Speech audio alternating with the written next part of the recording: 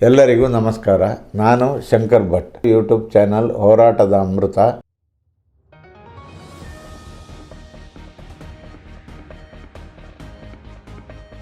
ದೊಡ್ಡಬಳ್ಳಾಪುರ ತಾಲೂಕಿನ ದೊಡ್ಡ ತುಮಕೂರು ಹಾಗೂ ಮಜರಾ ಹೊಸಹಳ್ಳಿ ಪಂಚಾಯಿತಿಯ 17 ಗ್ರಾಮಗಳು ನಿರಂತರ ಕುಡಿಯುವ ನೀರಿನ ಸಮಸ್ಯೆ ಎದುರಿಸುತ್ತಿದ್ದಾರೆ.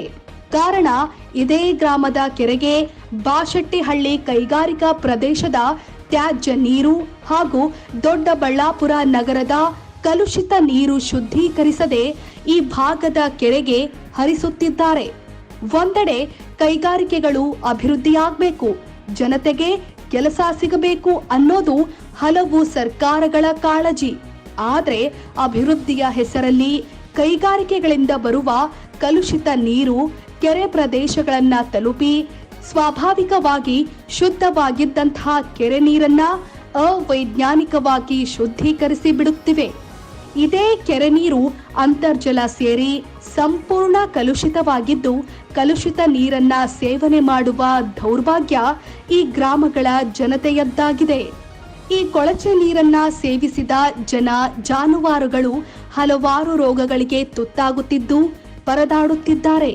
ಈ ಕುರಿತು ಹಲವು ಬಾರಿ ಮನವಿ ಮಾಡಿದ್ರೂ ಸಹ ಸಮಸ್ಯೆ ಬಗೆಹರಿಯದ ಹಿನ್ನೆಲೆಯಲ್ಲಿ 17 ಗ್ರಾಮಗಳ ಗ್ರಾಮಸ್ಥರು ಲೋಕಸಭಾ ಮತದಾನ ಬಹಿಷ್ಕಾರಕ್ಕೆ ಮುಂದಾಗಿದ್ದಾರೆ. ಅನೇಕ ಬಾರಿ ಬಾಶೆಟ್ಟಿಹಳ್ಳಿ ಪಟ್ಟಣ ಪಂಚಾಯಿತಿಗೆ ಮನವಿ ಮಾಡಿ ಈ ತ್ಯಾಜ್ಯ ನೀರನ್ನ ಸಂಸ್ಕರಣೆ ಮಾಡಲು ಒತ್ತಾಯಿಸಲಾಗಿತ್ತು. ಸರ್ಕಾರ ಸಂಬಂಧಪಟ್ಟ ಅಧಿಕಾರಿಗಳು ಮೊದಲ ಹಂತದ ಸಂಸ್ಕರಣಾ ಘಟಕಗಳನ್ನ ಕೇವಲ ಹೆಸರಿಗಷ್ಟೇ ತೆರೆದು ಕೋಟ್ಯಂತರ ರೂಪಾಯಿ ಹಣ ಖರ್ಚು ಮಾಡಿದ್ರೂ ಸಂಸ್ಕರಣೆ ಆಗುತ್ತಿಲ್ಲವಂತೆ. ಇದೇ ಕಲುಷಿತ ನೀರು ಅಂತರ್ಜಲ ಸೇರಿ ಭೂಮಿಯ ಒಡಲನ್ನ ಪ್ರವೇಶಿಸಿ ಭೂಮಿಯ ಪರಿಸರವನ್ನ ನಾಶಪಡಿಸುತ್ತಿದೆ. ಹೀಗಾಗಿ 3 ಹಂತದಲ್ಲಿ ಕೊಳಚೆ ನೀರು ಸಂಸ್ಕರಿಸಿ ಬಿಡುವಂತೆ ಗ್ರಾಮಸ್ಥರು ಆಗ್ರಹಿಸಿದ್ದಾರೆ.